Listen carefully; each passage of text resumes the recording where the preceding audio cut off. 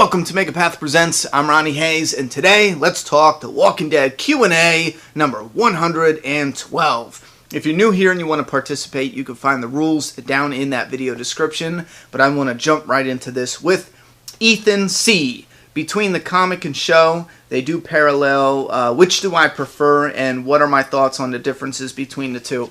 I don't prefer one over the other, to be honest. I love the story of both. There's moments I definitely prefer one over the other, and then there's moments where I enjoy both of them. I think the Billy and Ben stuff and the Carol stuff with Lizzie and Mika is a perfect example of me enjoying the shit out of both of the different stories. In the comic, it was Carl killing Billy or Ben, I forget. The two brothers, one killed one, and then Carl killed the killer, you know what I mean? In the TV show, we had the Lizzie and Mika scene, and I loved them equally. I thought they were awesome. Two cool different stories, and that, I think, is primarily how I feel in the world of The Walking Dead, where we have the comic story, and I'm loving that. And then we have the TV show story, and I'm loving that. Now, between the show and the comic, there's moments I'll love more in the comic, there's moments I'll love more in the show, and then there's moments I will equally love throughout. At the end of the day, I am really glad that we are getting two stories that are different enough and similar enough to make it interesting and also exciting to see the comic brought to the show, because that's where I stand. I love having it interesting and fresh and new, absolutely, but in the same strength, I love the excitement of watching these characters come to the screen, watching the story play out on the screen. So that's where I stand. I love it. I love the separate stories. I love when they connect. I love when they remix it. There are certain points I don't like. There are certain points in the comic book story I don't like. With that being said, I'm just happy we're getting it. Joe V, are you excited for All Out War? How confident am I that they will make it as awesome as the comic book, essentially, is what you're asking. And also, did I play the Season 3 of Telltale Games, The Walking Dead, yet? No, I haven't played Season 3 yet, and I'm a little disappointed by what I hear, I'll be honest with you. I want to dive in, and hopefully those will be out at the back end of January, but I am a little disappointed. I think they should have just went with Clem. Don't give us a new character. You asked if All Out War is going to be as exciting. Yeah, I am really excited for All Out War, and as far as my confidence level, this is rough because there's parts of the show that I did like. I did like No Way Out, absolutely. But I felt like the suspenseful, intense moments in No Way Out was a 7 when it could have been a 10, you know? Now, when I say, oh, I love No Way Out or that episode, I could be like, man, that was like a 9 out of 10, yada, yada, yada. So that's totally different than me right now saying it's a 7 when it could have been a 10. I'm showing you that there could have been a couple more layers of epic awesome, more, you know, tension. It just could have been a lot better, I feel, than what they did.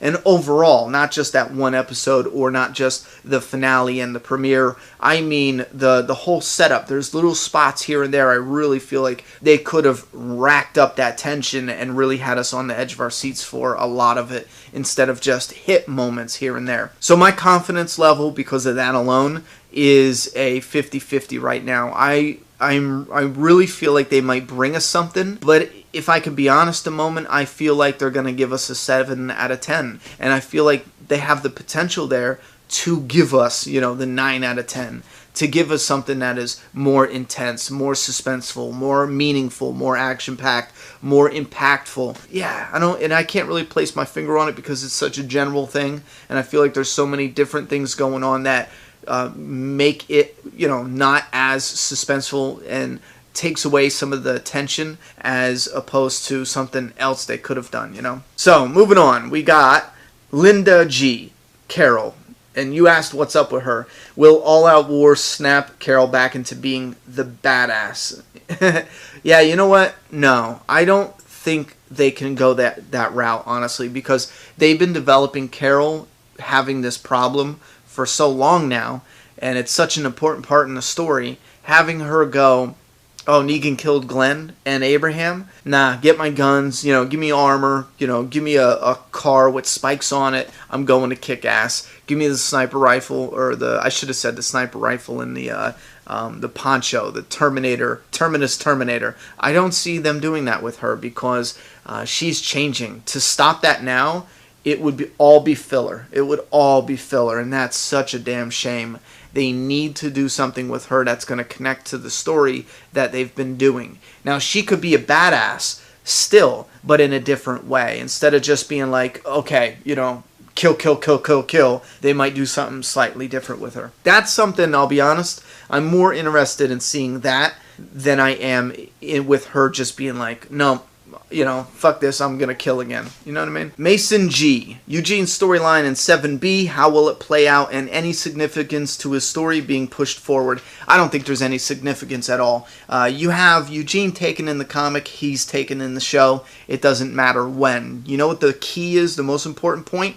The area where they made the bullet, the building they made the bullets, because that's where all the tools are. Without those tools, you can't make the bullets. So I feel like Negan's going to want to use Eugene to his, use his talents. So will Eugene give up the location of the building? If Eugene does that, then I feel like that is going to affect the story a lot. It doesn't matter that he took Eugene. We'll see where he's at. It'll set up and establish where he's at, how he's being treated, and I'm talking the Sanctuary, obviously. Set up maybe even Negan poking prod and trying to find out where he made the bullet. Maybe they don't have time. That could be the genius behind the DARYL escape. Maybe Negan's going to use Eugene for his talents, but hold on. DARYL left, killed Joey, Negan's pissed. All right, throw Eugene in a hole. We'll deal with him later. That's when his story and Dwight's story connects. Dwight can help him get out, and then Eugene never releases the information or the location, and then he can get back and still make the bullets. Now that gets a little tricky now because we just had DARYL get back, and then Eugene, it can't be right away, but it can't be forever. So that's tricky and still interesting. So I'm still curious to see what they're going to do. Josh J. Negan's reaction to Joey's death and DARYL escaping, or Maggie's reaction. Now here's the thing, with Joey's death, DARYL escaping, I feel like Negan's going to be pissed, right? He's going to want to look for DARYL, but I feel like Negan's smart enough to realize that DARYL would not risk going back to Alexandria. DARYL didn't risk going back to Alexandria. That's not where he went. He went to the hilltop. Now, does Negan know? Is he a little suspicious? He might start getting suspicious, and I think this is an interesting way to insert some suspense, some tension into the storyline, because now you have a suspicious Negan. Before, we didn't see any of this. Do they know about each other's storyline? Now we have a Negan who's like, okay, DARYL escaped. He's not going to go back to Alexandria. He won't risk him like that. Where will he go? Is he out there living on his own? For how long? He's going to pop his head up sooner or later. He will go back to them sooner or later. Maybe not right away. So I'll set my people up here and there. We'll watch the communities. Maybe he's going to go to the communities. Maybe he's going to even try to go to Kingdom for the first time. This is where you build up some of that tension now. With Maggie, though, no, that's the moment where it's going to be war. When Negan finds out Maggie's alive, it's on. I feel it's war. And I feel like because of that, it should be at a moment where maybe at the very end of the season, Rick thinks he has the upper hand on Negan. Negan gets the upper hand on Rick, and it's a showdown moment. And then Maggie shows up saving the day, and Negan looks over and he's like, fucking Rick, you know, you lying dick. But he's pissed, he's fuming, but he can't do anything about it because Maggie shows up with reinforcements. I don't think that's going to happen at all. That would be a stretch if they rushed into that much.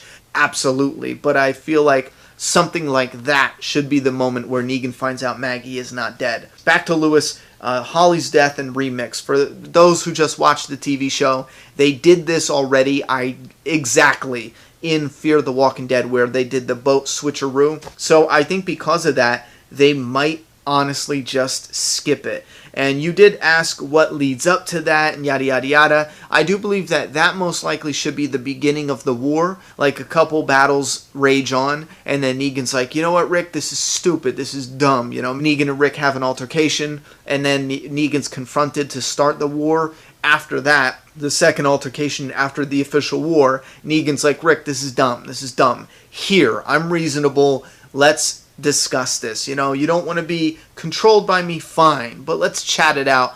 I don't want to lose a lot of guys. You don't want to lose a lot of guys. Let's cut the bullshit. If you don't like what we have to say, we'll fight anyway. You know, knock it off, Rick. Don't be a dick. Here, I will give you a gift. I will give you your person back. And Rick could be like, well, let me get my people safe, my person safe, and then I'll entertain his ideas for a moment and then figure out a way to just kill him anyway, you know?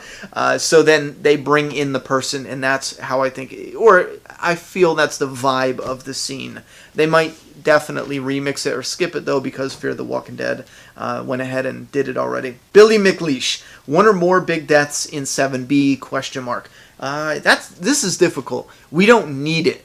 Not right now. We have enough motivation to go to war. We absolutely don't need it. However, you'll have to break down the characters, but it gets a little tricky. For example, let's look at the Hilltop. You got Maggie, leader. No, she's safe. Enid is Comic Sophia, kind of sort of remixed. She's safe. And then you got Sasha, who might honestly be a remix for a character in the comic book named Brienne or Brianna. I keep forgetting her name. But she was a resident at Hilltop, and it always felt kind of flat, but it added a little bit of realism to it, and that's why I like the comic version, because this isn't some superstar killer badass bitch, you know? This is just another resident in Alexandria that became friends with Maggie, and then as the years went on, they're close friends. They're really close friends. And again, this is not a major character that's her best friend. So I thought it added realism to it, but in the same strength, I think that this works for the show very, very well, because you have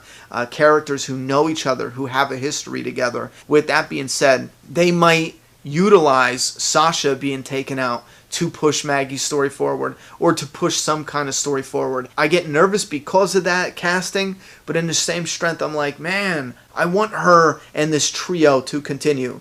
Sasha, Maggie, Enid, fuck yes, you know, have them do the Maggie, Sophia, Brianna story from the new beginning. So I'm voting that trio stays. Now you look at Alexandria, you're like, Rick, never dying. Michonne, never dying. Not yet anyway. Maybe for a few more seasons. Carl, he's safe. Who else we got at Alexandria? No, Daryl, well, let's say Daryl, even though we don't know where he's going to rest officially. He's safe for now because his story links up and is connected to Negan and Dwight. Father Gabriel, I think, unfortunately, he might be on the chopping block any moment now, because they're doing a lot of great stuff with his character, and I'm afraid they're going to use his character to jumpstart something, or maybe even just have some interesting death there. That character redeemed himself a lot, so I'm afraid they're going to pull on our heartstrings with that character dying. Let's look at Carol and Morgan. Carol's connecting with Ezekiel, so neither one of those are dying anytime soon, not this season. Morgan, he's one I'm nervous about.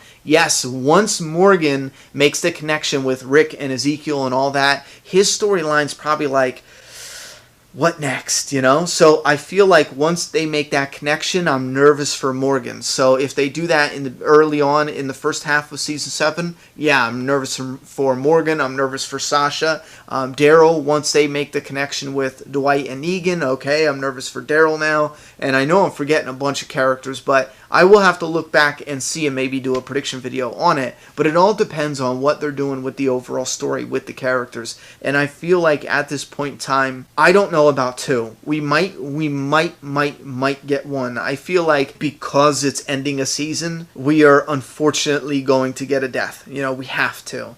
I am hoping that whatever death we get, whether it's 1, 2, or 3, whether it's 1 main character, 2 minor characters, 3 minor characters, you know, 1 minor character and no one else, I'm hoping they die because it fits the story and pushes it forward, instead of simply being, well, the season's coming to an end, we need to kill somebody, you know.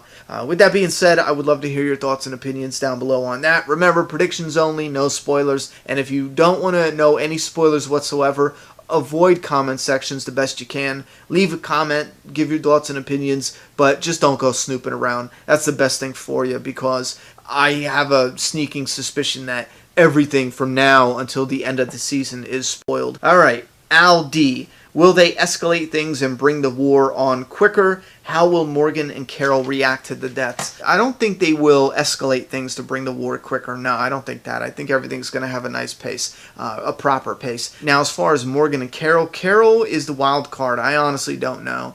I really don't know. Morgan, I do feel like Morgan is, they're pushing his character towards having to fight. You know, having to kill eventually. I think he's going to fight that urge, and I think he might even become one of the, and I think this would be incredible, but imagine Morgan just snapping at one point and being like a beast on the battlefield, just taking out, you know, warehouse, outpost full of people. Obviously, he's not any good with a gun. I think we've established that before, even though he did shoot that guy, but he says he's better with a stick. So, yeah, we don't have to get the badass Morgan, but I think that would be friggin' epic if he just snaps finally and he's just like killing them all. But I do want to see this kind of tear Morgan apart some, because I think the actor is the most interesting, and he can definitely handle that type of material. But when it comes to Carol, I don't know, because after what she said, after hearing that this gang could just kill them at any minute, you know, whenever they get bored, and she's just like, I don't care. You know, even if you run into Daryl, don't tell him you found me. If you run into Rick, Carl, like anybody, just don't tell them you found me. After that point, once she said that, I was like, fuck, man. Fuck you, bitch. You know? It's hard, but it's difficult, and I'm hoping they do something to redeem that aspect of the character, because I think Melissa McBride kicks some ass. That she can act her ass off. So I do want to see her in more interesting and emotional situations, and not just this cold, flat, I don't care, I want to be left alone. It's cold and it's flat, and I don't enjoy it as much as I do, you know, Carol with Mika and Lizzie. Like, that shit was crushing. That was epic and iconic. This Carol, it makes it feel like I don't care. Thoughts and opinions in that comment box. That's all we got for today. I'm done talking. It's your turn.